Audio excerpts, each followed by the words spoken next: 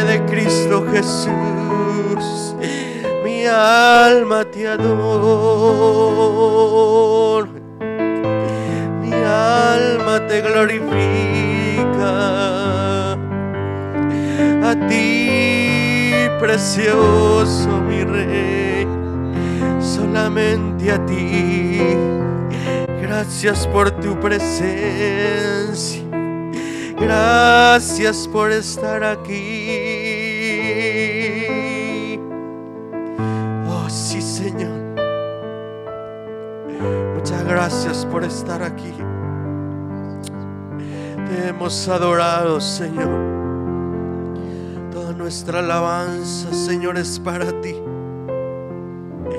Maravilloso, Señor. Gracias te damos. Regálale un aplauso fuerte a nuestro Señor. Gloria al Señor.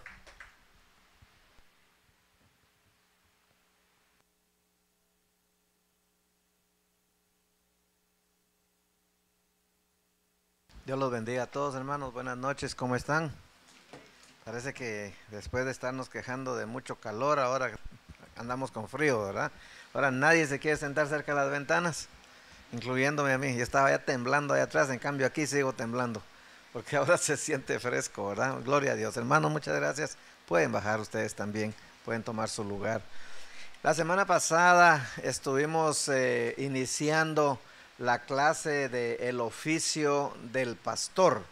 Entonces, en este nuevo módulo de doctrina ya vimos la primera lección, que fue el oficio del apóstol. Ya completamos también el oficio del profeta y estamos a los domingos viendo el oficio del evangelista, y el jueves pasado comenzamos el oficio del pastor. O sea, estamos aprendiendo un poquito más. Algunos de ustedes, incluyéndome a mí, tendremos idea de cómo es esto, cómo funciona lo otro y acá, pero yo creo que cada día vamos aprendiendo un poquito más, ¿verdad? Y viendo las cosas, y hoy vamos a estar viendo unas cosas bien interesantes al respecto del oficio de un pastor. Cuando yo me pongo a pensar, ¿verdad? Y esta mañana comentaba con un hermano y le decía yo, mira, a mí Dios me dio el llamado al pastorado desde que yo tenía 16 años. Pero cuando yo tenía en la iglesia en que yo estaba, uno tenía que ir al seminario si quería ser pastor. Entonces, cuando yo hablé con mi papá y le dije, yo quiero ir al seminario, él me dijo, vos sabés que yo no tengo dinero para eso. Así que en aquel entonces solamente habían 5 carreras que uno tenía disponible. Me dijo, tenemos magisterio, o sea, para ser maestro, tenemos contabilidad, tenemos secretario bilingüe, secretario comercial y tenemos bachillerato. Bachillerato era más que todo de 2 años, que era como decir prepararse rápido para entrar a la universidad. Y yo no iba a ir a la universidad, entonces mi papá me dijo, a bachillerato no vas a ir, porque ahí no saben nada, no saben ni de qué pueden trabajar. Entonces me dijo, te quedan 4. Entonces yo le dije, mire, a mí me cae ser maestro, no me cae mal ser maestro, yo no quiero ser maestro. O sea, porque en ese entonces las mujeres eran las que estudiaban magisterio, en su mayoría. Entonces dije, yo no quiero ser maestro. Entonces, secretario, yo no voy a ser secretario comercial ni voy a ser secretario bilingüe. Así que lo único que me quedaba era contabilidad, y como los números sí me gustaban, entonces a estudiar contabilidad. No quedaba otra.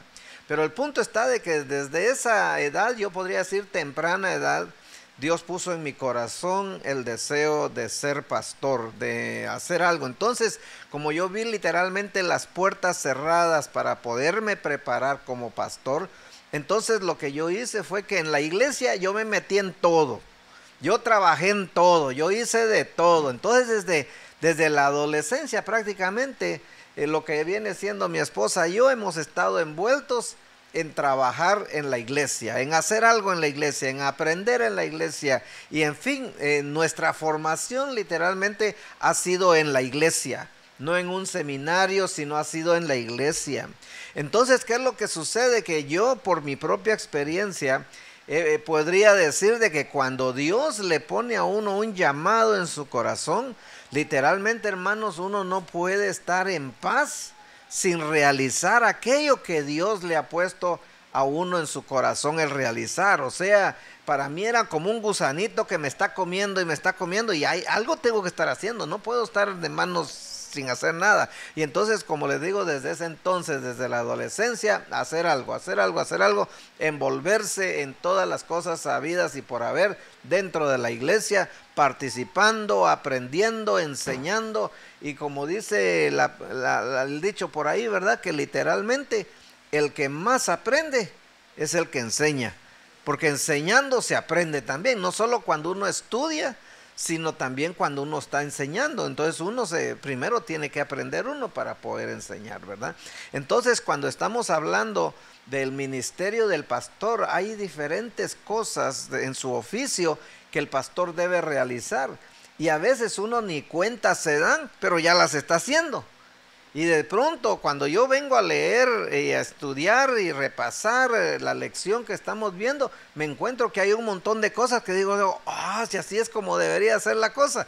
Y entonces todos vamos aprendiendo algo, ¿verdad? Así que lo que vamos a hacer en esta noche es que vamos a orar y le vamos a pedir al Señor que nos dé un espíritu de sabiduría, un espíritu de entendimiento, un espíritu de revelación, que el Señor hable a nuestros corazones y que nosotros todos podamos tener ese corazón dispuesto para poder aprender la palabra. Padre Santo, Señor amado, bendecimos tu santo nombre en esta noche.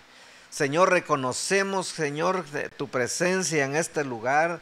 Reconocemos, Señor, de que eres tú, mi Dios, el que está aquí manifestando, Señor, lo que tú anhelas, Señor, en nuestro corazón para nosotros poder no solamente enseñar, sino también aprender, Señor, porque hay cosas importantes que aprender en esta palabra que tú nos das el día de hoy. Señor amado, yo te ruego en el nombre poderoso de Cristo Jesús, que tú, Señor, vengas y nos des a cada uno de nosotros un espíritu de entendimiento, papito lindo, un espíritu de revelación, que conforme vamos leyendo en tu palabra, Señor, venga a nosotros esa luz, esa chispa que necesitamos para poder entender y poder comprender, papito lindo, lo que tú nos quieres hablar el día de hoy.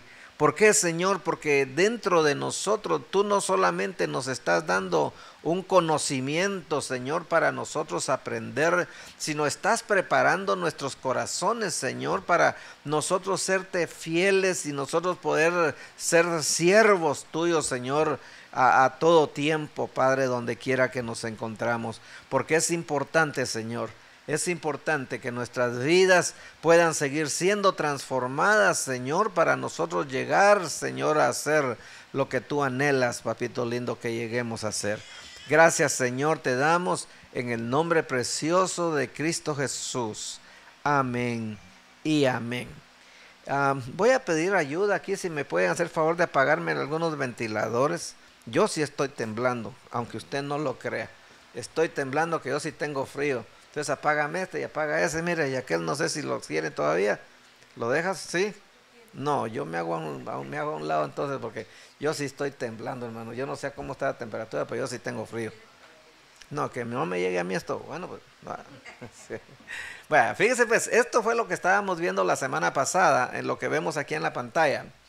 Y lo que viene después fue donde nos quedamos, pero yo necesito que nosotros podamos comprender esto que estamos viendo para luego entrar al siguiente punto. Entonces, mire pues, cuando dice aquí utilizando estos dos puntos, quiere decir de que vimos las dos traducciones de lo que quiere decir las dos palabras que estuvimos viendo la semana pasada, que quiere decir pastor. Entonces dice, mire, utilizando los dos términos, podemos decir que un pastor tiene la tarea de alimentar y cuidar el rebaño que le encomendaron. Fíjese que algo bien interesante que estaba pensando yo y acordándome es lo que sucede con Pedro. Ustedes recuerdan eso, ¿verdad? Que cuando Pedro ya había negado al Señor Jesucristo, había crucificado al Señor, lo habían sepultado y él había resucitado. Pero recuerden que cuando Pedro y Juan descienden a la tumba, que ya estaba vacía, porque María les llevó la noticia de que el cuerpo no estaba, que alguien había removido la piedra. Y ustedes recuerdan, les mencioné la semana pasada el hecho de cuando María llegó y vio la tumba vacía y vio al hortelano, o sea, al jardinero.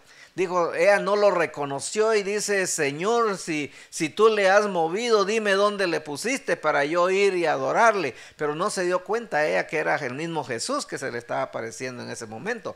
Entonces miren pues, ella va, el Señor le dice que vaya y le diga a Pedro específicamente que Él ha resucitado.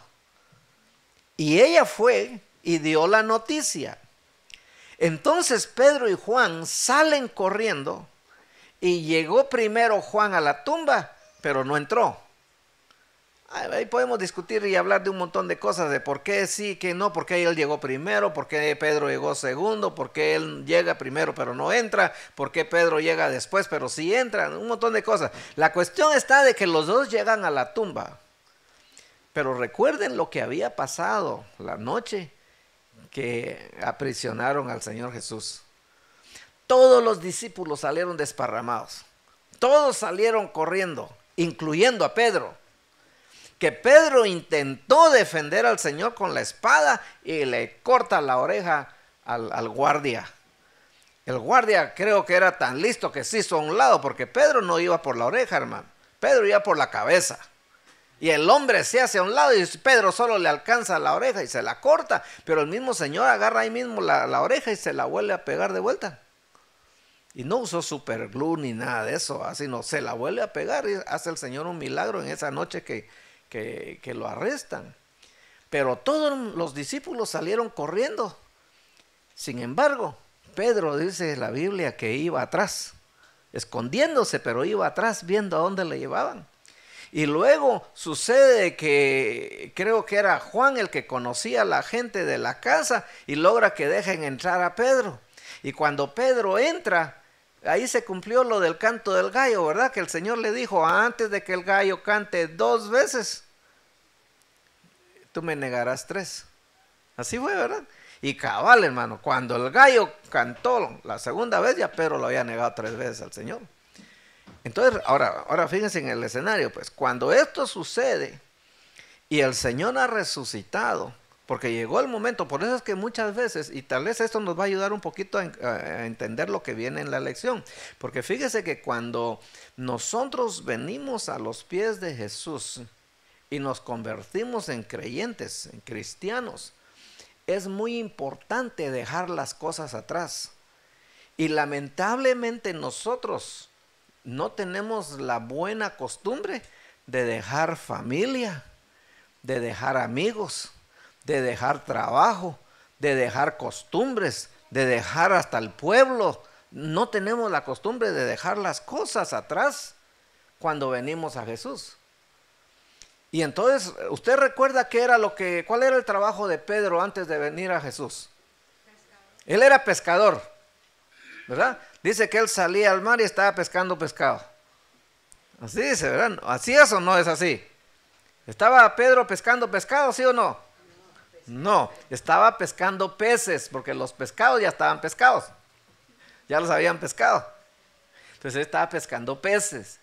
Ahora, el Señor los encuentra limpiando las redes. Y cuando lo llama el Señor, Pedro deja colgadas las redes. ¿Ya? Vaya, después de que el Señor ha resucitado, pero no lo han visto, no saben dónde están, no lo han visto todavía, y ellos están desesperados porque el maestro había muerto. Y aunque muchos decían que había resucitado y aunque habían visto la tumba vacía y todo, pero a él no lo habían visto. Entonces todos estando tristes, dijo Pedro, me voy a pescar.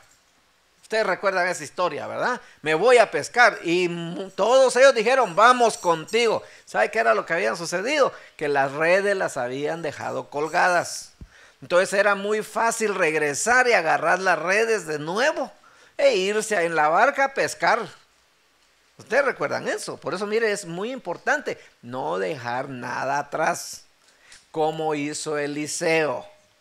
Porque cuando Elías viene y le pasa su manto encima a Eliseo, Eliseo entiende que ese es su llamado. Y entonces se levanta y le dice a Elías, déjame, espérame, que yo vaya y me despida de mis padres, y entonces te seguiré. Y él va y se despide, y ¿sabe qué es lo que hizo? Él estaba trabajando en una yunta de bueyes, y dice la Biblia que él tomó la yunta, que son de madera, y la hizo pedazos. Y con esa yunta armó un fuego, mató los 2 bueyes e hizo una fiesta, un churrasco, y se despidió y dijo sayunara, y se fue atrás de Elías. Entonces Eliseo nos muestra que él no tenía nada a que regresar, porque destruyó la fuente de su trabajo. Entonces él no decía, me voy a arar la tierra otra vez. No, él mató los bueyes. Hizo pedazos el arado, lo quemó. En cambio Pedro había dejado las raíces, las redes colgando. Y tenía algo a que regresar. Sin embargo, cuando Jesús se les aparece, está en la playa. Y cuando está en la playa les habla, ya resucitado, recuerden eso, ya resucitado. Y les grita, porque ellos están allá, en el lago, están allá. Y les dice, hijitos, ¿tenéis algo de comer? ¿Habéis pescado algo? Y Pedro le dijo que si hemos pasado toda la noche aquí y no hemos pescado nada, no hemos agarrado nada. Entonces le dice, echen las redes a la derecha. Y se acuerdan que Jesús una vez así les había dicho. Y entonces dijo él, bueno, en tu nombre lo vamos a echar. En otras palabras, nosotros vamos a cumplir. Si no agarramos nada es culpa tuya, porque hoy hemos pasado toda la noche pescando. Y tiran las redes. Y cuando tiran las redes, dice que ahora ya agarraron tanto pez que no podían subir la red a la barca. Entonces se acordaron de ese milagro que Jesús había hecho una vez antes. Y en eso uno de ellos se queda viendo y dice, es el Señor. Y cuando Pedro dice, ¿el Señor? Sí, dice, el Señor. Pero recuerden, dice la Biblia que Pedro estaba desnudo. No necesariamente que estaba sin ropa, sino póngale en nuestros tiempos, estaban en panzoneta, ¿verdad? Porque estaba pescando, estaba metido en la barca, en el agua y todo el asunto, estaba en panzoneta. ¿Ok? Entonces él viene y dice la Biblia que cuando le dicen, es el Señor, Pedro viene y se viste, se pone su ropa. Y ya que se ha puesto la ropa, se tiró al agua a nadar, con la intención de ser el primero en llegar a la orilla, porque es el Señor. Entonces quiere decir que allá en el fondo del corazón de Pedro, algo latía. Y le decía, esto es importante. Entonces cuando él reconoce que es el Señor, en primer lugar, se cubre. O sea, no anda más desnudo, se cubre. Segundo lugar, se tira al agua. Y me imagino que si se echó un clavado, lo primero fue que se sumergió, murió con Cristo. Es lo que el bautismo significa. Y cuando llega a la orilla, fíjese que le sucede algo bien interesante. Encuentra al Señor Jesucristo, que está en la orilla y ya tiene un fuego armado. Y ya tiene pescados ahí también en el fuego, en las brasas, dice, asando los pescados. Pero el Señor primero les había preguntado si ellos habían pescado algo. Y cuando ellos llegan a la orilla, ya Él tenía pescados, asando en el fuego. Ahora resulta que cuando los demás hermanos llegan en la barca, estaban tan pesadas las redes que no podían subirlas al barco. Pero todos tenían esa curiosidad por ver al Señor, porque está el Señor ahí y resucitado. Ya murió, ya lo sepultaron y ya resucitó de acuerdo a la promesa que Él les había dado. Y entonces ellos tienen la curiosidad, están viendo al Señor ahí. Y yo me imagino que ellos tal vez hasta querían tocar al Señor. Pero si de verdad era el Señor, ¿verdad? O era una imagen, o era una alucinación o algo. Todos estaban ahí curiosos. Pero ¿sabe qué es lo interesante? que en medio de todo lo que está sucediendo en este momento y que todos los discípulos que estaban ahí presentes se acercan al Señor Jesucristo para verlo, para apreciarlo, Pedro se queda en la barca. Mire qué contradictorio, porque Pedro cuando oye que es el Señor, se viste, se tira al agua con la intención de llegar primero y llega primero. Pero no se acercó al Señor, sino que los demás discípulos llegaron después y ellos se acercaron al Señor. Pedro no. Y es que había un problemita con Pedro. Pedro había negado al Señor 3 veces. Entonces yo pienso que había algo en Pedro, como un remordimiento le llamaríamos nosotros ahorita, ¿verdad? Y decía, no, es que yo lo negué. Yo le dije a él que lo iba a defender, que mi vida estaba dispuesto a dar por él, pero a la hora de la hora, ¿verdad? Cuando se presentó el momento, terminé negando al Señor 3 veces. Y no solamente lo negué, sino que hasta me puse a maldecir la tercera vez. O sea, volvió también inclusive a su antiguo estilo de vida, de hablar, de pensar. Y entonces él no se animaba a acercarse al Señor. Pero usted sabe cuántos peces habían pescado esa noche, que no pudieron levantar las redes y meterlas al barco porque estaba bien pesada la red. ¿Saben cuántos pescados llevaban ahí? ¿Alguien se acuerda? Eran 153 pescados. ¿Y por qué eran 153? ¿Cómo sabe usted, hermano? Porque Pedrito se quedó contando los pescados en lugar de acercarse al Señor. Pero al fin, ¿verdad? ¿Será que iba a recontar unas 2, 3, 5, 500 veces que habían 153 pescados? Al fin él se acerca, ¿verdad? Y se sienta entre los demás ahí, entre los discípulos. Pero recuerden ustedes que antes de que el Señor Jesús muriera, el más brincón de todos era Pedro. Pero ahora Pedro está como calladito. Como dicen, ¿verdad? Mire, yo me veo unos videos ahí que pasan de un tigre de peluche, grandote, y se lo ponen a los perros cuando están durmiendo. Y cuando el perro abre los ojos y mira al tigre frente a él, sale corriendo, algunos hasta chillando, pero todos llevan la cola entre las piernas, todos, por el miedo que tienen. Yo me imagino que así estaba Pedro, con temor, avergonzado, porque había negado al Señor 3 veces. Pero dentro de la conversación, de todo lo que sucede ahí, el Señor en su misericordia y en su infinito amor hacia Pedro, se le acerca a Pedro, pues le habla a Pedro y le dice: Pedro, ¿me amas?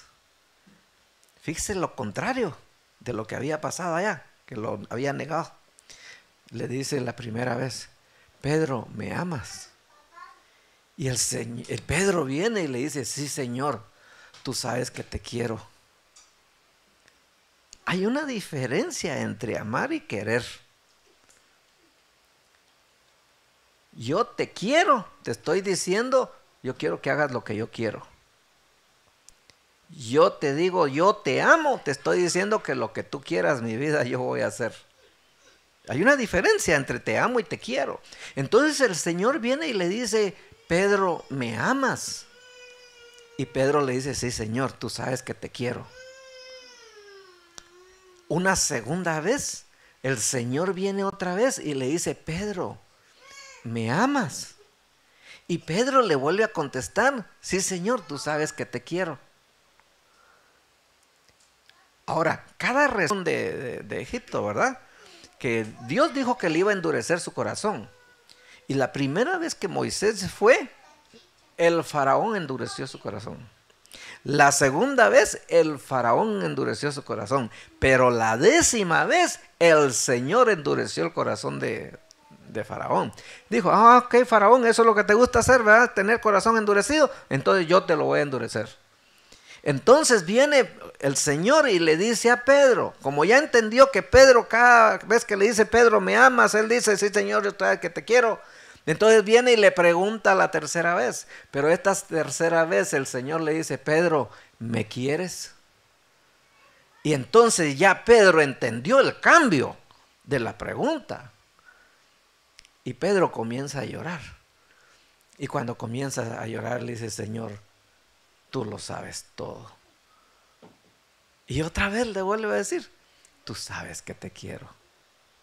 Y miren cosa, y el Señor viene y le encomienda a sus ovejas. Pero antes de que toda esta historia sucediera, el Señor le había dicho algo bien interesante a Pedro.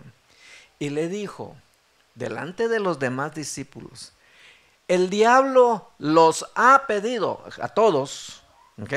Los ha pedido a todos ustedes para zarandearlos, les dijo el Señor. Y Pedro me imagino que ha de haber pensado, pero Señor, tú dijiste que no, ¿verdad? No, y el Señor le dice, pero Pedro, yo he pedido por ti para que tu fe no falte. ¿Ok? Entonces lo que Dios estaba haciendo a través del Señor Jesucristo con Pedro es que le estaba diciendo, yo quiero que tú pastorees a mis ovejas. Y eso es precisamente lo que Dios le ha pedido al pastor cuando estamos viendo el oficio del pastor. El Señor lo que le pide al pastor es que pastoree, que cuide a sus ovejas. Entonces, lo primero que uno debe entender, y creo que se los mencioné la semana pasada, cuando uno es llamado por el Señor para ser pastor, es que uno primero debe aprender y reconocer que las ovejas no son mías. Las ovejas son del Padre, son de Dios. Y dice la Biblia en el Salmo 23, Jehová es mi pastor, nada me falta. Y aunque ande en valle de sombra y de muerte, no temeré mal alguno, porque tú estarás conmigo. Tu vara y tu cayado me infunden aliento, y aderezas mesa delante de mí en presencia de mis angustiadores. Pero ahí también encontramos de que a la oveja le gusta estar donde hay buenos pastos, y le gusta estar donde hay aguas tranquilas. No le gusta estar donde el agua ahí están los chorros y las cataratas y el gran ruido. Eso. La oveja no puede estar en paz ahí. Pues, va a estar inquieta todo el tiempo. Tiene que estar donde hay aguas tranquilas. Entonces, cuando Dios levanta a un pastor, lo primero que el pastor tiene que reconocer es de que las ovejitas no son de él, sino son del Dios. Y Dios a uno lo pone para alimentar las ovejitas, para cuidar las ovejitas. Entonces sucede que cuando los pastores salían con los rebaños al desierto, no podían permanecer mucho tiempo en un solo lugar, porque la oveja va a comer y va a comer y va a comer, y si se acaba el buen pasto sigue con las raíces y se come las raíces. Entonces quedaría esa tierra completamente desierta, porque no volverían a crecer más grama ahí, más comida, porque ellas se acabarían hasta las raíces. Entonces cuando el pastor ve que ya las ovejas han comido lo suficiente y ya no hay más grama, se la llevan para otro lado. Y en lo que ellas se van a comer a otro lado, lo que ya se comieron allá va a comenzar a crecer nuevamente, porque las raíces se quedaron ahí. Entonces eso quiere decir que lo que el pastor tiene que hacer es cuidar, tiene que alimentar, recordando siempre que las ovejas no son suyas. Mire, entre nosotros los hermanos tenemos la costumbre de decir la iglesia del pastor fulano, la iglesia del pastor fulano, pero él no murió en la cruz por esas ovejas. Entonces la iglesia es del Señor, no importa cuál sea ni dónde esté. Es del Señor la iglesia, y Él es el que va a proveer, y Él es el que va a dar lo que tenga que dar, porque la iglesia es del Señor, no es del pastor. Digamos, yo les digo a ustedes, ¿verdad? ¿De qué iglesia está hablando? La iglesia de Gloucester. Ah, bueno, ya dice usted, bueno, allá con el pastor Pojoy, ¿verdad? Pero lo correcto sería decir la iglesia que pastorea el pastor fulano de tal. pero uno por la buena costumbre que tiene entre otros, va a decir la iglesia del hermano fulano, ¿verdad? Pero no es así. Entonces, mire pues, con lo que ya hemos pues expuesto anteriormente, podemos ver la importancia que Dios le da a este ministerio del pastorado. Para Dios es muy importante, tan importante que la misma palabra de Dios dice que el Padre es nuestro pastor. Jehová es mi pastor. Y como Él es mi pastor, absolutamente nada me falta. Todo lo tengo. Ay, pastor, pero yo no tengo esto, yo no tengo lo otro. No, pues siga confiando en Dios y tómelo como su pastor, porque ese es el problema que hay, que existe en la iglesia el día de hoy. Que aunque la gente reciba al Señor Jesucristo y que aunque la gente venga a la iglesia, muchos no quieren, ¿cómo se dice?, rendir su voluntad a que Dios, el Señor, es su pastor, para comenzar. Entonces, si Jehová es mi pastor, yo acepto. Mire, yo estaba pensando en esto ya desde hace días y digo yo, una de las cosas que los primeros convertidos necesitamos comprender es, en primer lugar, que la Biblia es la palabra de Dios. Muchos creyentes dicen, no, la Biblia, no, esta no es la palabra de Dios. Y son creyentes. Pero uno cuando dice, bueno, esta es la palabra de Dios, entonces uno dice, bueno, lo que ahí dice es lo que yo tengo que hacer, porque es la palabra de Dios. Déjenme ponerles un ejemplo. ¿Cuántos de ustedes oyeron que el sábado en la madrugada hubo un grupo de hombres que detuvieron en la carretera la 95 allá en Wakefield? ¿Cuántos oyeron eso? Cerraron la carretera a la 1:30 de la mañana. Y no resolvieron el asunto hasta como a las 11. Hombres que iban vestidos de militares, camuflajeados, tenían armas en el carro pesadas y también pistolas acá, y tenían chaleco antibalas y todo. Eran 11. Entre ellos uno de 17 años, menor de edad. ¿Ok? Ahora, fíjense pues, déjenme decirles cómo es la historia.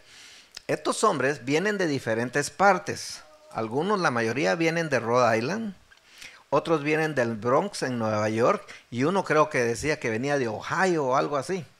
Ese es el niño chiquito que cuando llegó el vendedor de aspiradoras y le dijo, hijito, dice, ¿dónde está tu papá? Está en Ohio. Le dijo, dile que no se enoje, dijo. Es que algunos se me están durmiendo, creo que está muy entretenida la plática. Mire pues, entonces a estos hombres los arrestan. ¿Por qué? Porque tienen armas militares pesadas con ellos, y son 11, y todos vestidos de paramilitares, le llaman, ¿verdad? O sea, puros soldados. Sucede que el líder de ellos es un ex-marine, o sea, ese sí estuvo en el ejército de Estados Unidos. Pero lo que ellos creen es de que ellos, como son nacidos en los Estados Unidos, entonces ellos son nativos de los Estados Unidos, pero no reconocen las leyes del gobierno federal ni estatal de los Estados Unidos. Entonces, como ellos no reconocen las leyes de los Estados Unidos, dicen, esas leyes no se aplican a mí, porque yo no soy ciudadano de los Estados Unidos, según ellos. Porque ellos se inventaron su propia nación que se llama Rise of the Moors y tienen su propia bandera. ¿Okay? Pero ellos dicen que las leyes de los Estados Unidos no se aplican a ellos. Y entonces ellos, a pesar de que se basan en algunas decisiones que la Corte Suprema de los Estados Unidos ha dictaminado en otros casos pasados anteriormente, ellos se apoyan en eso, pero dicen que las leyes de Estados Unidos no se aplican a ellos. Y que por lo tanto ellos no han roto ninguna ley. Pero sucede que en el estado de Massachusetts, y por eso es que hay varios cargos que les pusieron a ellos, pero entre ellos es que en el estado de Massachusetts uno no puede andar públicamente con armas de fuego. Por si a alguno de ustedes les gustan las pistolas, sepa que aquí en este estado usted no puede andar con una pistola al aire libre. Y ellos van en una carretera, todos vestidos de militares, con armas de fuego, y dicen que ellos no han roto ninguna ley. Porque las leyes de los estados y de Massachusetts no se aplican a ellos. ¿Por qué nos cuenta esto, pastor? Porque mucha gente se convierte al Señor Jesucristo, se vuelven hijos de Dios, se vuelven ovejitas del Señor. Dice, pero la Biblia no se aplica a mí. ¿Cómo así? Pero yo nunca he dicho eso, pastor. Entonces, ¿por qué no lee la Biblia? Entonces, ¿por qué no memoriza la Biblia? Entonces, ¿por qué no medita en la Biblia? ¿Por qué su hablar no cambia? ¿Por qué su manera de pensar no cambia? Porque usted no lee la Biblia, no aprende lo que el Señor dice en la Biblia, que ustedes y yo como hijos de Él debemos de practicar en nuestra vida todos los días. Entonces, como no leemos ni estudiamos la palabra de Dios, no sabemos lo que la Biblia dice. Y de ahí es donde debemos de comenzar. Entonces, cuando nosotros venimos y decimos según el Salmo 23, Jehová es mi pastor y nada me falta, quiere decir que yo estoy reconociendo que Dios es mi pastor.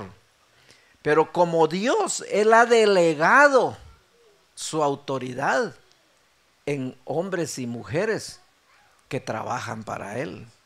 Y entonces ahí es donde entramos nosotros los pastores. Dios, el Padre, a través de su Hijo Jesucristo, nos ha delegado autoridad. Y por eso es que nosotros los pastores, una de las primeras cosas que tenemos que aprender, que ustedes, las ovejitas, no son mías, son del Señor. Pero al Señor le plació ponerme a mí para cuidarlas, para alimentarlas, para guiarlas hacia Él. ¿Me doy a entender? Entonces, por esa razón es tan importante que también nosotros los pastores podamos comenzar por el lado correcto, comprendiendo y entendiendo que aunque ustedes son ovejitas del Señor y no mías, sino de Él. Y que Él a mí me ha puesto para cuidarlas, para guiarlas, para darles de comer. Entonces, mire pues, comencemos a ver aquí lo que dice la lección del día de hoy. En la dispensación, fue lo último que mencionamos la semana pasada, en la dispensación de la gracia, que es la que estamos viviendo el día de hoy, la gracia del Espíritu Santo, también actúa como pastor el Espíritu Santo a través de sus ministros, quienes deben cumplir con diferentes funciones. Mire lo que dice Hechos 20:28. Tened cuidado de vosotros, o sea, yo me tengo que cuidar también como pastor. Y dice, y de toda la grey.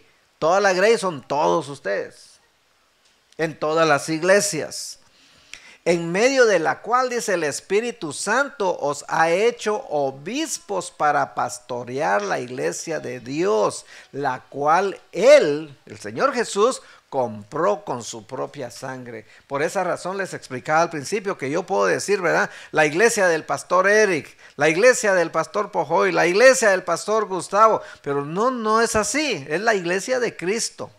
Él fue el que pagó con su sangre. Entonces, por esa razón, ninguno de nosotros puede reclamar ninguna iglesia como nuestra. Estoy hablando de los pastores, porque la iglesia es del Señor. Y todos, tanto pastores como ovejitas, somos del Señor, ¿verdad? Entonces, ninguno lo puede reclamar así. Entonces, mire pues, vamos a comenzar viendo algunas de las funciones y a ver hasta dónde llegamos que un pastor debe tener. En primer lugar, un pastor pastorea, valga la redundancia, a las ovejas con ternura, comenzando con los recién nacidos. ¿Y quiénes son los recién nacidos, hermano? En la iglesia, ¿quiénes son los recién nacidos? Los primeros, los nuevos en la fe, ¿verdad? Los que recientemente han recibido al Señor Jesucristo. Hermano, mire, aquí yo me sorprendí cuando estaba estudiando esto. Mire lo que dice.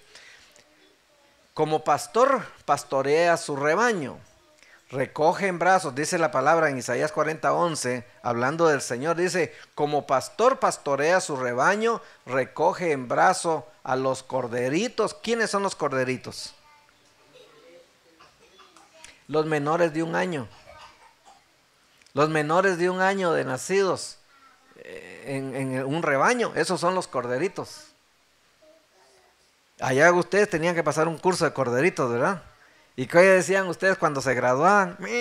Decían, ¿Verdad que sí? Un curso de corderitos, allá tienen ustedes, ¿verdad? Yo lo he oído que lo mencionan mucho, un curso de corderitos, o sea, donde le están enseñando la palabra a los principiantes, a los recién nacidos. Tienen que ir aprendiendo. Mire lo que dice aquí: como pastor pastorea su rebaño, recoge en brazos a los corderitos y en el seno los lleva y trata con cuidado a las paridas. ¿Recuerda usted la historia de Esaú y de Jacob cuando se reconciliaron? ¿Recuerdan ustedes eso? Que primero le mandó una de las concubinas y sus hijos y llevaba un resto de ovejas en el rebaño que mandaba, todo regalo para Esaú. Segundo, otra concubina con sus hijos y todo un resto de rebaño de ovejas, ¿verdad? Y tercero, iba Lea con todos sus hijos y con un montón de rebaño también. Y de último iba la esposa de él con sus hijos, se iba él también. Y le dice Saúl, ¿qué onda? ¿Qué se trata todo esto? Entonces le dice Jacob, son presentes para mi señor. No le dice para mi hermano, dice para mi señor, o sea, se baja más, se rebaja delante de él. Y le manda regalos, ¿verdad? Entonces mire qué es lo que hace.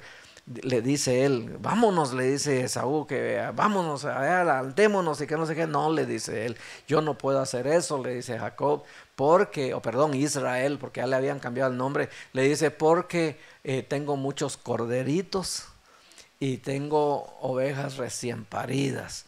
Entonces tú sabes, dice, mi señor sabe que hay que tratarlas con cuidado y hay que cuidarlas y aquí y allá, ¿verdad? Entonces, mire, lo que está diciendo la Biblia en este verso es de que a los recién convertidos hay que cuidarlos, hay que dedicarles tiempo.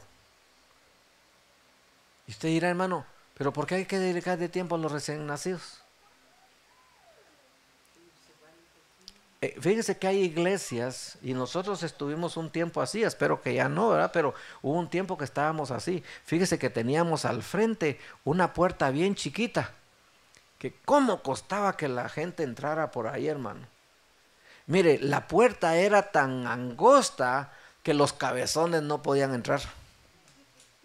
¿Y sabe quién es un cabezón? ¿Verdad? Aquel que todo lo razona y todo lo piensa y nunca se decide por nada. Esos no podían entrar porque la puerta era tan angosta. Pero en la parte de atrás no había pared. ¿Sabe qué quiere decir eso? Que cuesta que la gente llegue a la iglesia, pero así se van como el agua entre los dedos. Y eso es porque no se les dedica tiempo. Fíjese que yo recuerdo mis tiempos de juventud cuando evangelizábamos, se hacían campañas evangelísticas y íbamos aquí, íbamos allá, repartíamos tratados y había un buen grupo de hermanos que andábamos siempre evangelizando. ¿Y sabe qué es lo que pasa? Llegaban las gentes nuevas a la iglesia, se hacía la campaña, oían la prédica, se convertían al Señor, pero no volvían otra vez. Uno les decía, mire que nosotros tenemos estudios bíblicos para que usted comprenda, comience a aprender la Biblia y aquí y allá. Y no, decía, a mí no me interesa. Yo creo que pasaban a recibir al Señor solo por deshacerse de uno o de sus amigos que ya no les siguieran diciendo nada. Y no volvían otra vez a la iglesia, seguían sus vidas como que sin nada. Pero ya cumplieron, ¿verdad? Ya recibieron al Señor Jesucristo. Entonces, ¿qué es lo que pasa? De que cuando hay nuevos convertidos en la iglesia hay que dedicarles tiempo. Eso es lo que está hablando ahí. Porque dice que al recién nacido, el corderito, lo cargaba. Como era chiquito, lo llevaba cargado, ¿verdad? Iban todas las ovejas y el pastor, pero un corderito lo llevaba cargado él. Y dice, mire, a las recién paridas, ¿qué es lo que le hacían? Las trataban con cuidado, ya eran ovejas grandes y todo, pero estaban todavía convalecientes, digámosle así, de que acaban de tener un corderito, ¿verdad? Entonces lo que estamos viendo aquí en esta palabra es que el Señor dice que el pastor debe ser así, con los recién convertidos y con los que están recién paridas, ¿verdad? Entonces, mire, pues Isaías 40:11. Entonces, mire, pues, ahí dice, como pastor, esa es otra versión, apacentará su rebaño, en su brazo recogerá los corderos y en su seno los llevará, guiará con cuidado a las que estén recién paridas. Entonces eso es lo que nosotros tenemos que reconocer que hay que hacer. Yo creo que en esta congregación nos ha hecho falta un poco de eso, de tener más cuidado con los recién nacidos y de cuidar a las recién paridas. ¿Y quiénes son las recién paridas, hermano?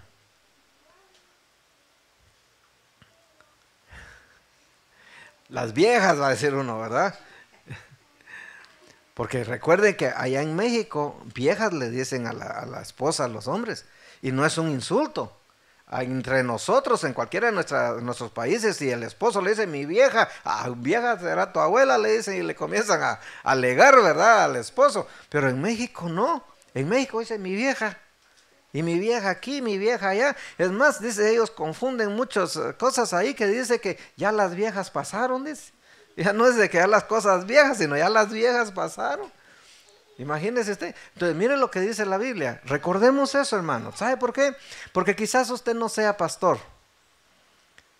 Pero usted tal vez es uno que le ha hablado a algún compañero de trabajo, algún amigo, algún vecino, y al fin usted lo trae a la iglesia y él viene y quiere conocer, no sabe nada, no sabe que aquí se danza, no sabe que aquí se ríe, no sabe que aquí se canta, y él viene a ver, ¿verdad?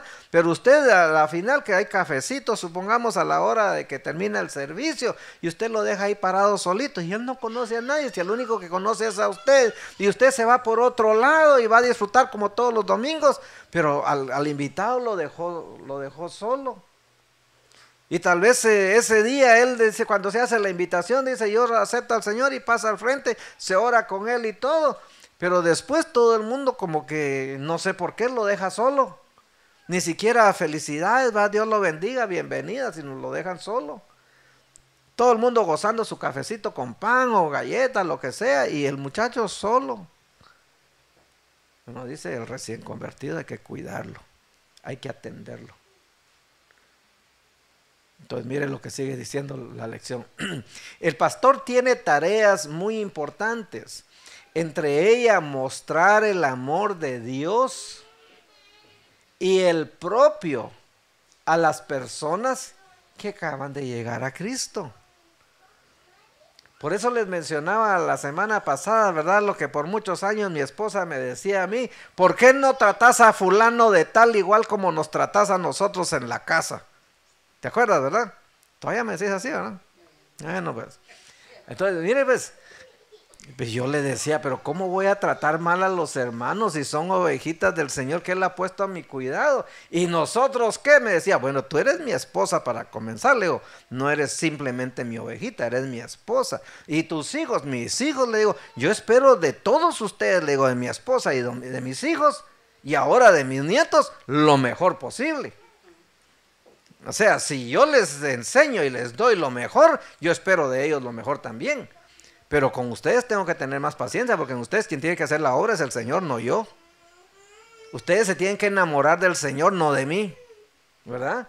Porque a la final yo solamente los estoy guiando hacia el Señor. Entonces ustedes se tienen que enamorar del Señor, no del pastor.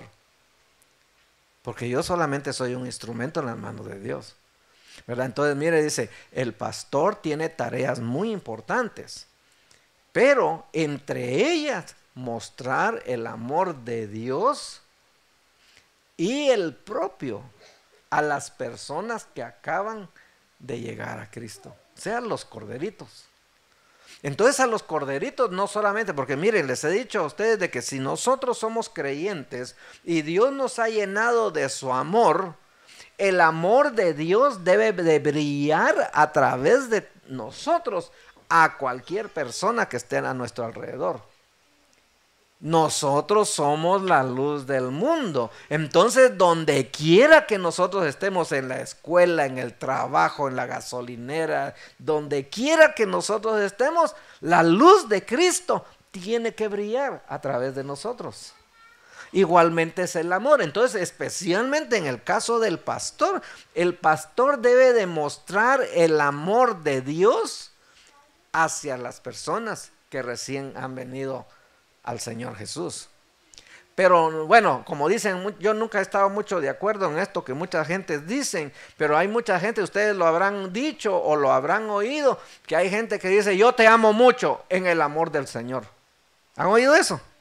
Como quien dice, por mi cuenta, yo a vos no te amo, mal me caes, pero en el Señor yo te amo. Hacen una diferencia.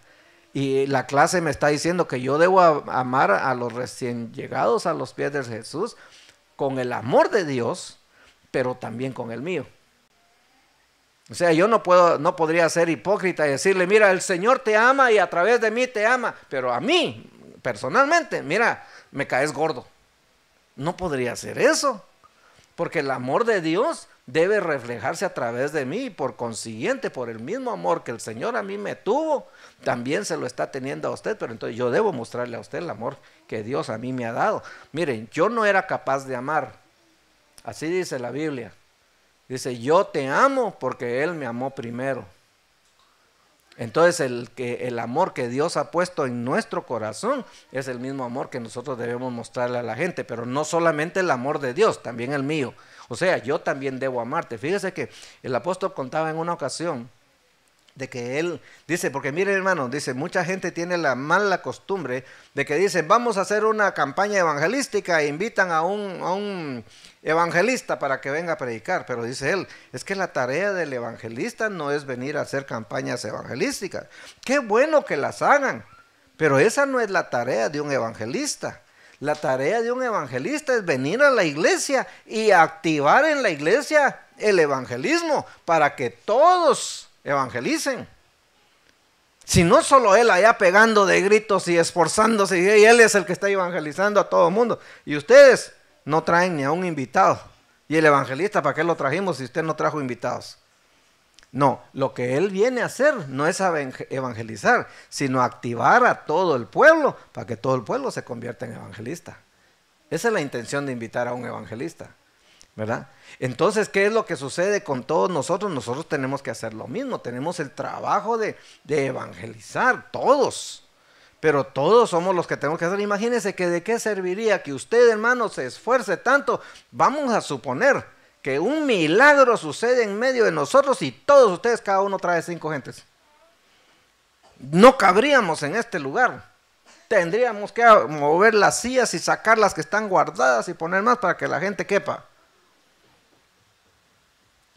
Y yo vengo y les comienzo a dar una maltratada a todos. Y dicen muchas veces a toda esa gente nueva que vino, dicen, no, esa iglesia yo no vuelvo, o sea, ahí uno va y ni que fuera día de baño, dice, le hago una jaboneada a uno, no, yo no vuelvo a ir. Entonces el apóstol decía, mire, yo invité a un evangelista para que le viniera a predicar a los pastores. Y mire, dijo, ese evangelista se va parando al frente y les va dando una jaboneada a todos esos pastores. Pero dice, ¿cómo es posible? Que dice, es que yo amo al pecador. Qué bueno, ¿verdad? Gloria a Dios, qué bueno que ame al pecador y por eso les predica y los evangeliza y todo el asunto. Pero ¿y qué pasó con el que ya está adentro? El que ya es creyente y que en su misericordia Dios lo llamó como pastor. ¿Por qué a él no lo ama y al pecador sí? Entonces dice, hay que amar al que está afuera, pero más al que ya está adentro. Entonces la misma historia es con ustedes. Cuando ustedes traen a una persona invitada, a esa persona, aunque sea nueva, hay que amarla y hay que mostrarle el amor de Dios. Pero a usted más, porque usted ya está adentro. Cuando la Biblia dice que nos preocupemos por cuidarnos a todos, prefiriéndonos entre nosotros. Fíjese que si un hermano pone en su negocio, ¿verdad? Y llegamos nosotros, ay hermano, aquí vengo a bendecirlo. ¿Y qué descuento me va a dar? ¿Cuál bendecirlo? Ya estamos pidiendo descuento y no hemos comprado nada. Yo llevé mi carro a reparar a este taller, que son 5 hermanos de allá de la iglesia, hermano Pojoy. Perdón, que donde pastorea el pastor Pojoy. Ellos pusieron su taller y llevo mis carros ahí, no me quieren cobrar nada. Le dije, yo no, ustedes no quieren que yo regrese aquí, le digo, porque yo no vine aquí a que me hagan de gratis el trabajo, yo quiero que me cobren. Lo que es justo, cóbreme, pero no vengo a que me regalen el trabajo. No, pastor, con que ore por nosotros es suficiente. Así, pero si yo oro por ustedes, siempre le doy gracias a Dios que se tiraron al agua y pusieron su negocio y tienen un buen negocio. Ahí llega uno y todo el mundo está ocupado. Gloria a Dios. Pero le digo, yo no vengo aquí a quitarles el tiempo, ni vengo a que me hagan trabajo sin que me cobren. Cóbrenme. Si es mecánica, de todas maneras yo tengo que pagar por los trabajos que me hagan. Entonces cóbrenme simplemente. Pero no me, le digo, si no me cobran, ya no voy a venir. ¿Por qué? Porque yo no voy a que me den el trabajo gratis, ¿verdad? Ni quiero vivir de gorra tampoco, porque ni gorra uso. Pero entonces mire lo que dice la palabra del Señor. El pastor tiene tareas muy importantes. Pero entre todas las tareas importantes que el pastor tiene que hacer es mostrar el amor de Dios. Y también él mismo debe de amar. Entonces de nada serviría que yo le dé a usted todo el amor de Dios, pero que a la final, como le digo al hermano a veces, ay papá me dice perdone que lo moleste, le digo, vos a mí no me molestas. Mal me caes, pero no me molestas, le digo. Eso sería lo que estaría haciendo uno, ¿verdad? En ese caso, de que Dios te ama, pero yo, por eso es que le digo que yo no estoy de acuerdo cuando dice yo te amo en el amor del Señor. No, ¿y tú qué? ¿Ya? Yo debo amar también. Mire, pues, las personas que vienen de andar en tinieblas a menudo son víctimas de problemas graves y por ello se refugian en los caminos de Dios, según dice Mateo 11:28. Ahora fíjense que hay una cosa que yo quiero tocar acá. Miren, hermano, muchos de nosotros cuando hemos venido a este país, yo por lo menos vine con mi esposa. Y aunque tenía tías que nada que ver, mi esposa no tenía a nadie. Como les he dicho repetidas veces, todo lo que ella tenía era yo en este país. Y yo lo único que tenía era ella. ¿Verdad? Entonces, como le digo, por lo menos veníamos ella y yo, veníamos juntos, esposos. ¿Ok? Pero muchos de ustedes les ha tocado acá venir solos. Y cuando vienen solos no tienen literalmente a nadie. No conocen a nadie. Y llegaron a Boston porque tal vez oyeron de que Boston era bonito, pero no conocen a nadie. Entonces fíjese que yo me sorprendí. Porque hermano José, ustedes saben que tuvo su accidente, ¿verdad?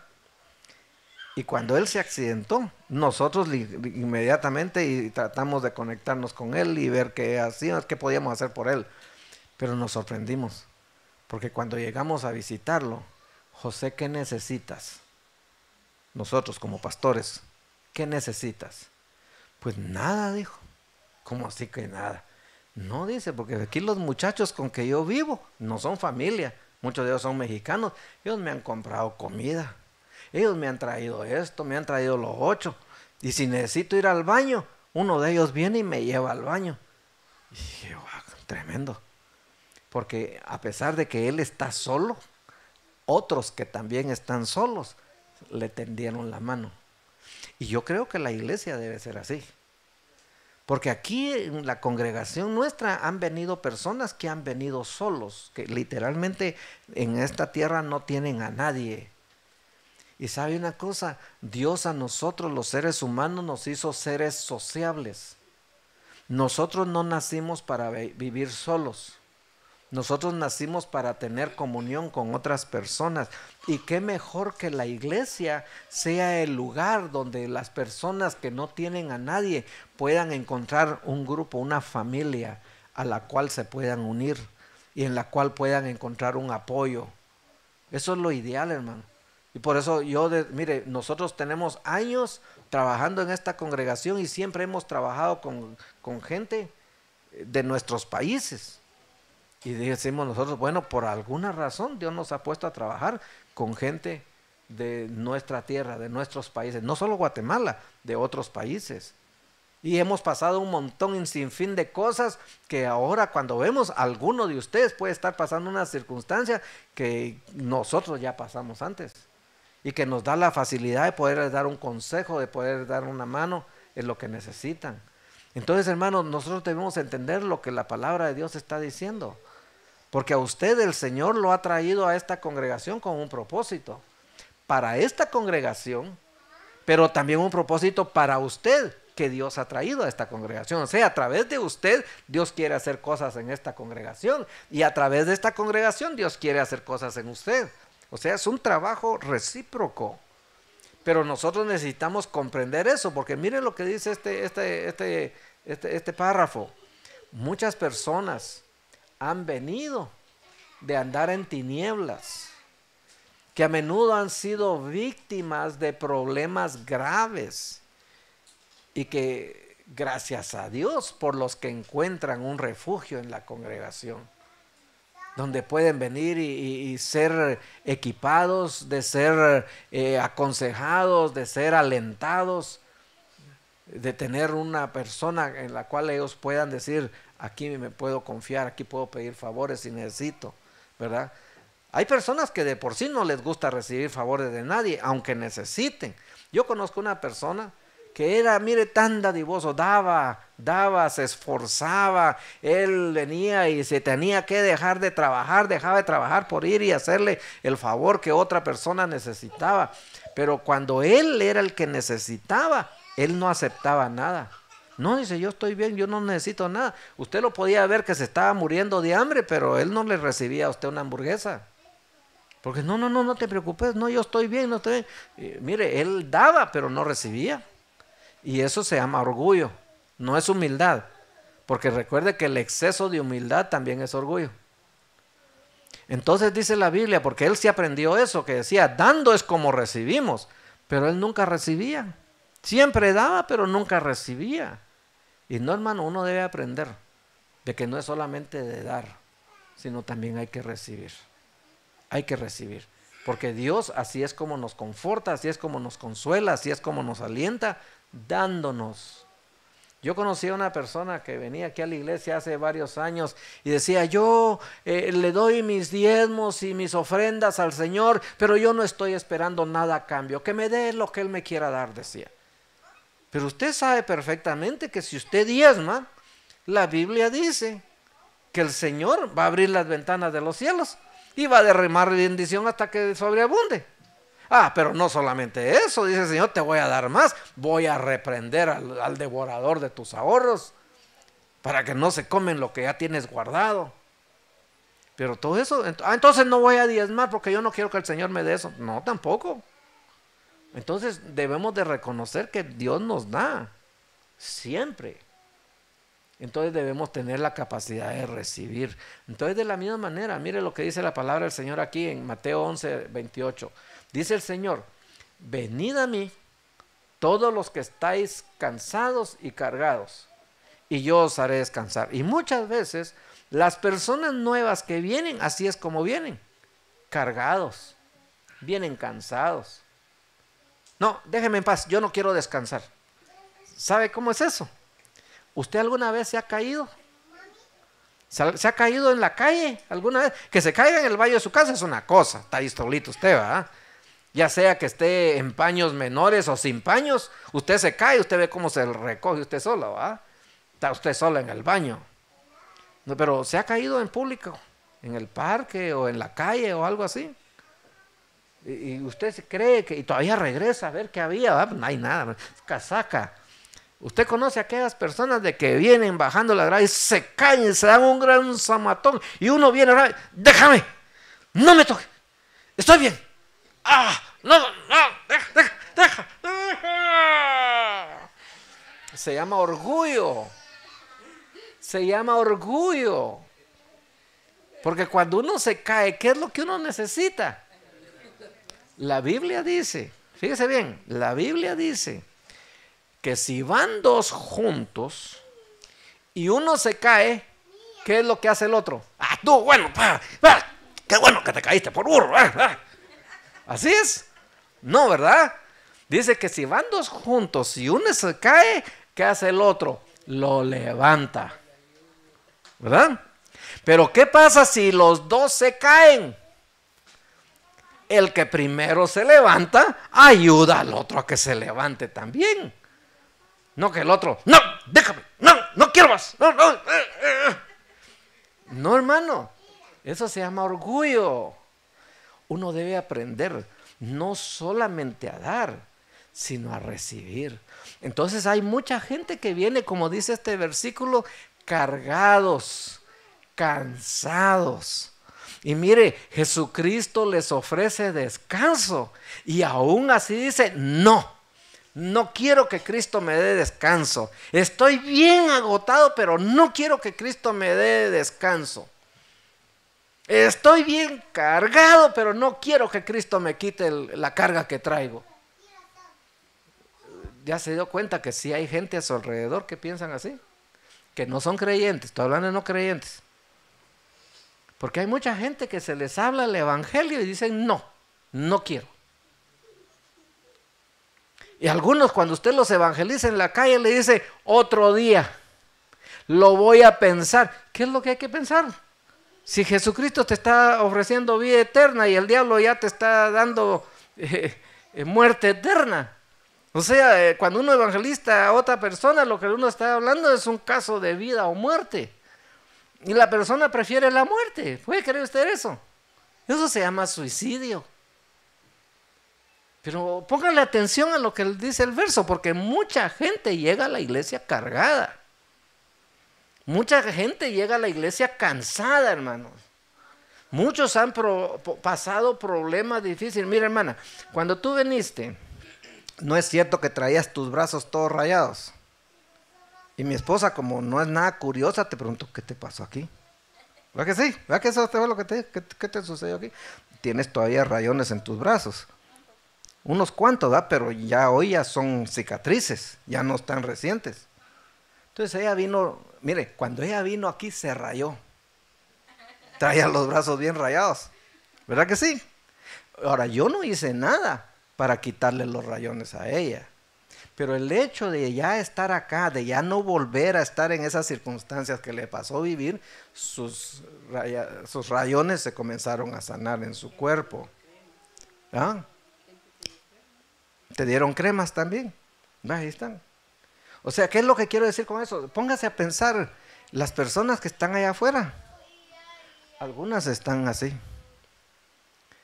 Una persona estuvo hablando conmigo y me dijo, ya no quiero vivir como vivo. Ya no quiero seguir en las condiciones en que estoy. Y yo le dije, mira, todo en tu vida puede cambiar, pero comienza con recibir al Señor Jesús en tu corazón. Si tú no estás dispuesto a dar ese paso de recibir al Señor Jesucristo en tu corazón, absolutamente nada va a pasar en tu vida. Vas a seguir igual o peor, porque no hay para mejoras. Humanamente uno no se puede mejorar. No me volvió a hablar. Pero la realidad es esa. ¿Por qué? Porque el Señor Jesucristo dice, venid a mí. Todos. ¿Cuántos dice? Todos. Los que están, ¿cómo? Cansados y cargados. Y la oferta de Él es, entonces, si ustedes están cansados o cargados, dice el Señor, yo los voy a hacer descansar. Entonces dése cuenta que cuando un pastor está aquí al frente y está predicando y viene una persona cargada y cansada, por favor, cansados no queremos aquí. Todos los que estén cargados, por favor, sáquense. ¿Verdad que no puede hacer uno eso? Porque el mismo Señor está ofreciendo hacerlos descansar. Ahora imagínese usted que el mismo pastor venga y los ponga a cansarse más. Si ya vienen cansados, si ya vienen agotados. No es justo, ¿verdad? Entonces Dios ha puesto un pastor para ayudar a esa gente a aliviar su camino. ¿Y cómo un pastor puede ayudar a esa persona a aliviar su camino? Indicándole el camino. Cristo. Cristo es la solución a tu problema. Fíjese que esa persona me dijo, es que usted como es el pastor de la iglesia, a mí me han contado que usted ha hecho muchas cosas. No, le dije, momentito, no soy yo. Yo solamente soy un instrumento, quien hace todo aquí es el Señor. Yo no, porque así mismo lo ha hecho a través de otras personas, no solamente a través de mí. ¿O usted nunca le ha dado palabras de aliento a una persona, aunque no sea de la iglesia?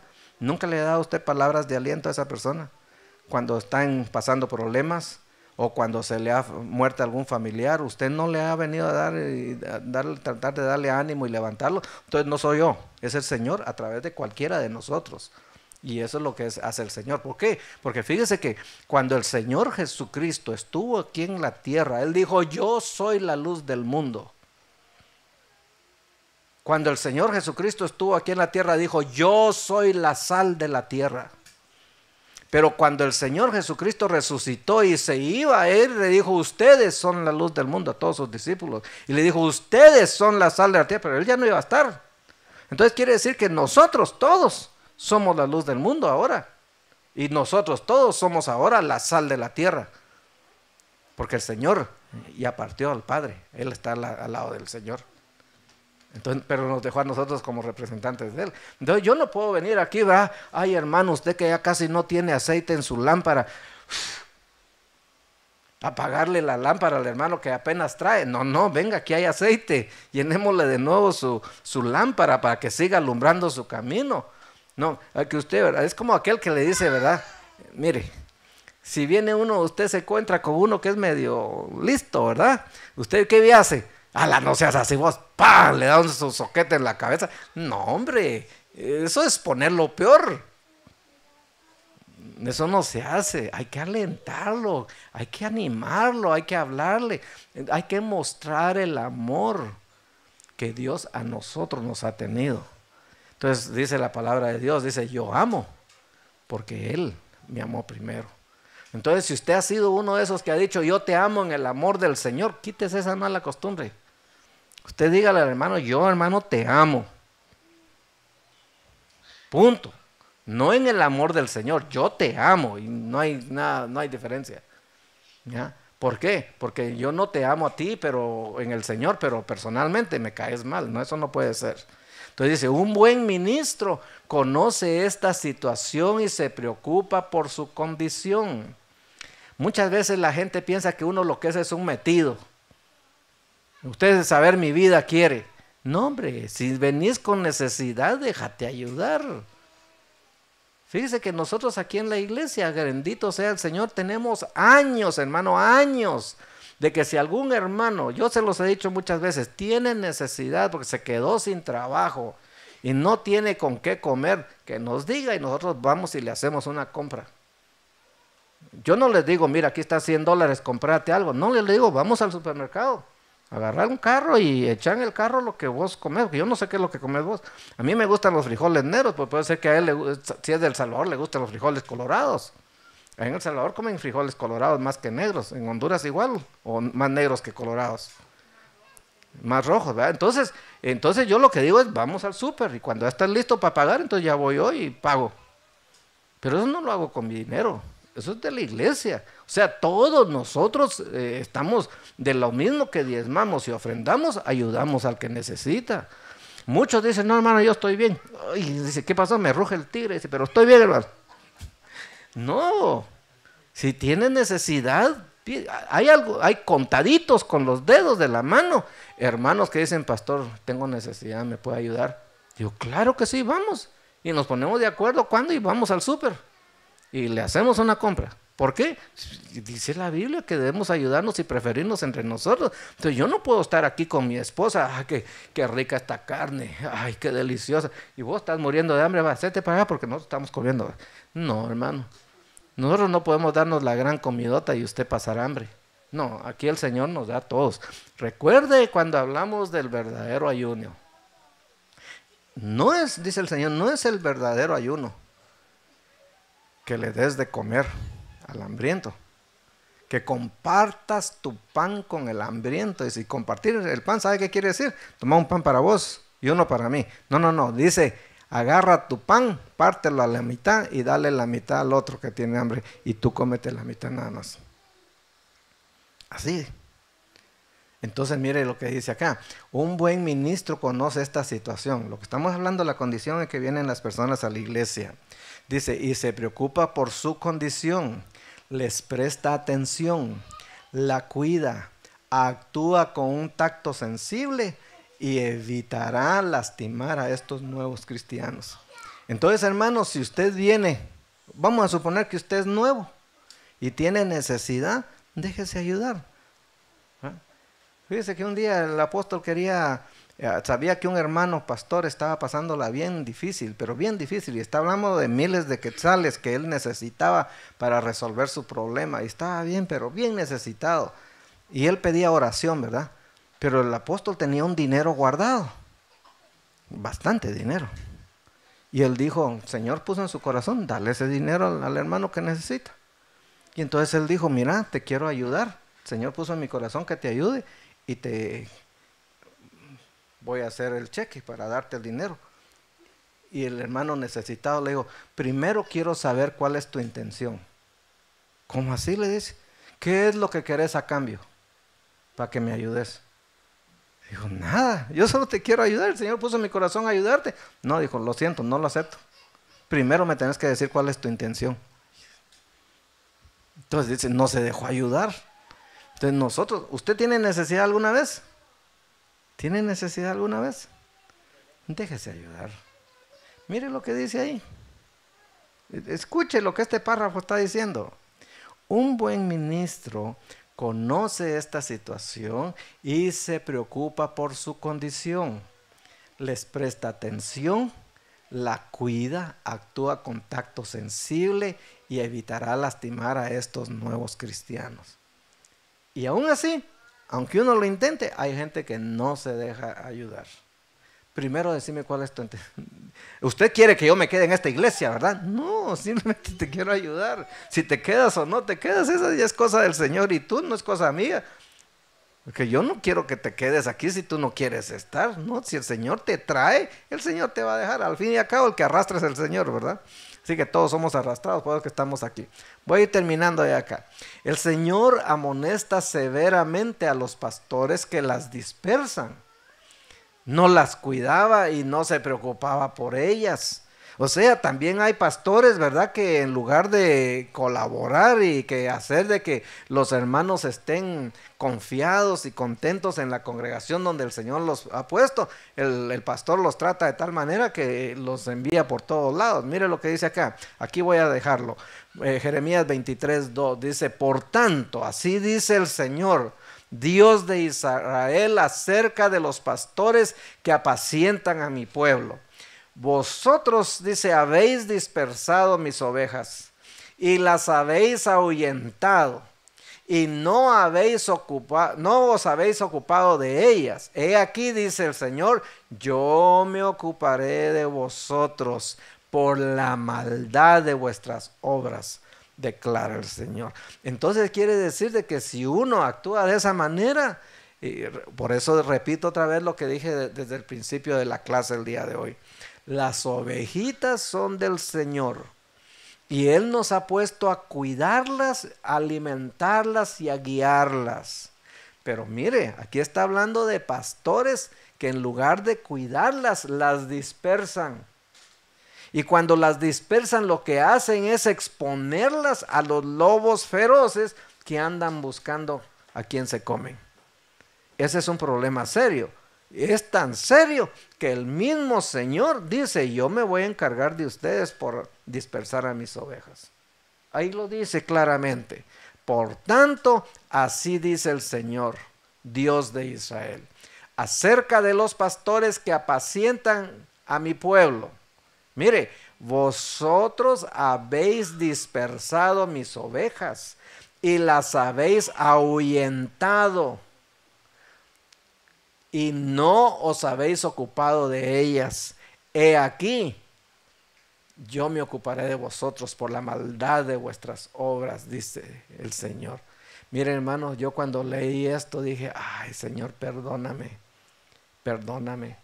Porque los que tienen mucho tiempo aquí en la iglesia recordarán aquellos, déjenme llamarle, malos tiempos en que yo estaba en la iglesia. Y como que el Señor puso en mí un corazón amargado. Ahí yo predicaba y decía, el que no quiera estar aquí, la puerta está abierta. Especialmente en el verano, la puerta estaba abierta, ¿va?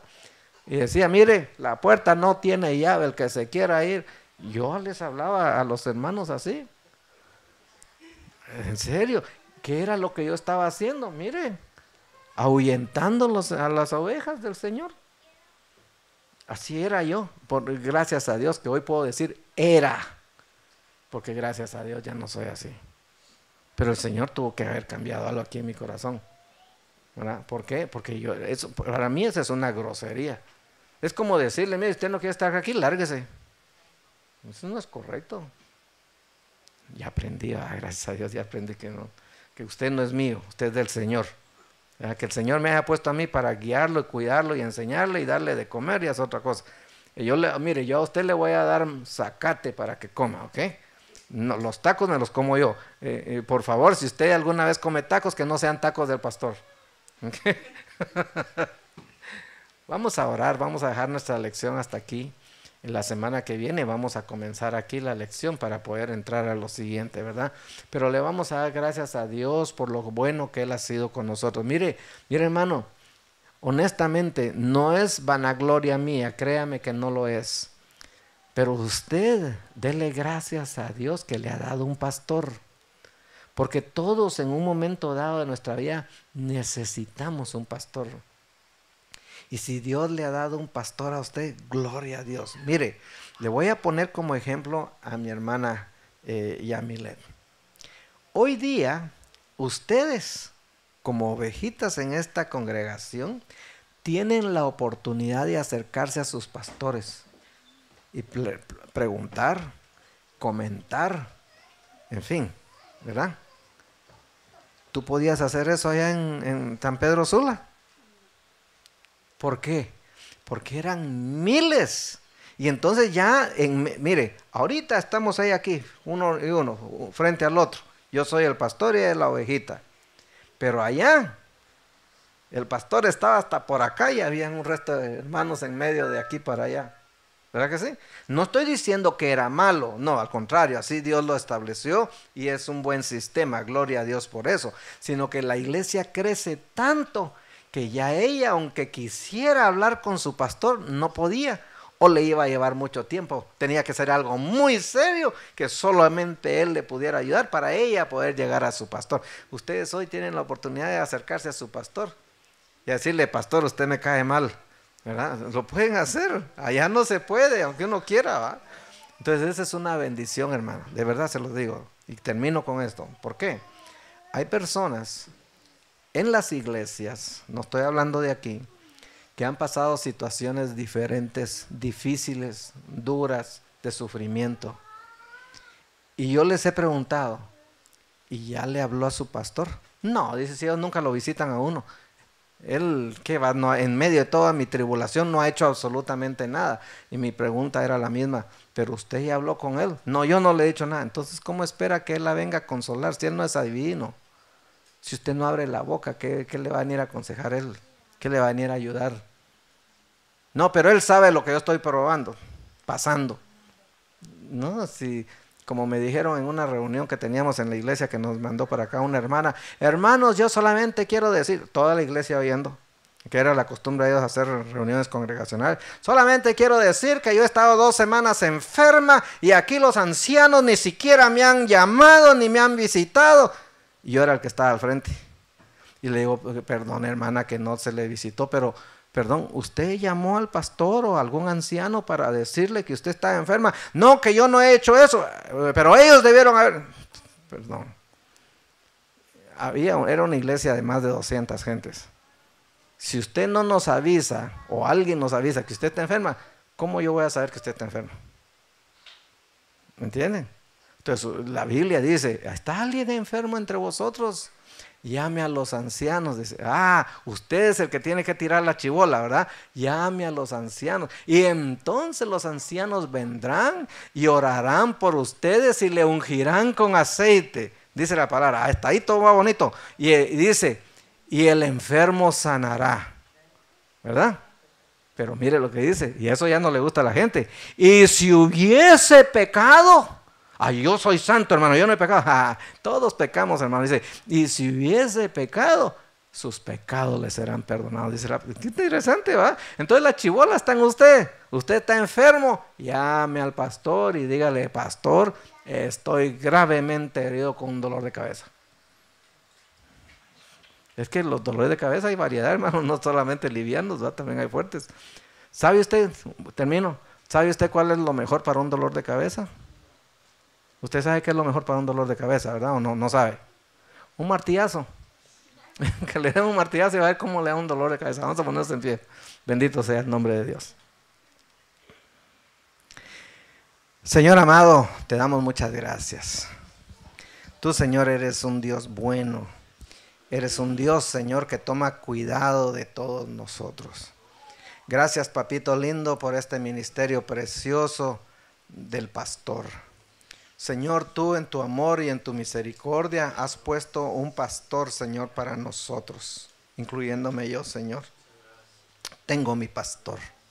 Gracias, Señor, porque aprendo de Él, no solamente tu palabra, sino con su vida también, Señor, su ejemplo.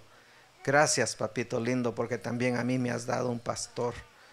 Bendecimos tu santo nombre en esta noche, Señor, agradecidos. Gracias, Padre, por todo lo que tú has hecho en nuestra vida. Pero hoy, Señor, vamos hacia nuestros hogares y queremos ir, Señor, en paz. Queremos ir con gozo, Señor, en nuestro corazón, sabiendo, Señor, que tu gracia y tu misericordia están, Señor, con cada uno de nosotros. Por favor, llévanos con bien, guárdanos, papá. Y si tú, Señor amado, has puesto en el corazón de los hermanos traer una ofrenda a tu altar, Señor, a tu casa, bendícelos a ellos, Señor, porque tú dices en tu palabra que tú amas al dador alegre, Señor, y eres tú, papito lindo, el que pone también en nuestros corazones el querer como el hacer. Señor, bendice estas ofrendas, multiplícalas, Padre Santo, que sean, Señor, para tu ministerio, Señor, en esta casa. Pero también asimismo te pido, papito, que tú bendigas cada hermano, cada familia representada en esas ofrendas. Les multipliques, Señor, y que la paz tuya y tu amor abunden en sus hogares, Señor. Gracias. En el nombre de Cristo Jesús.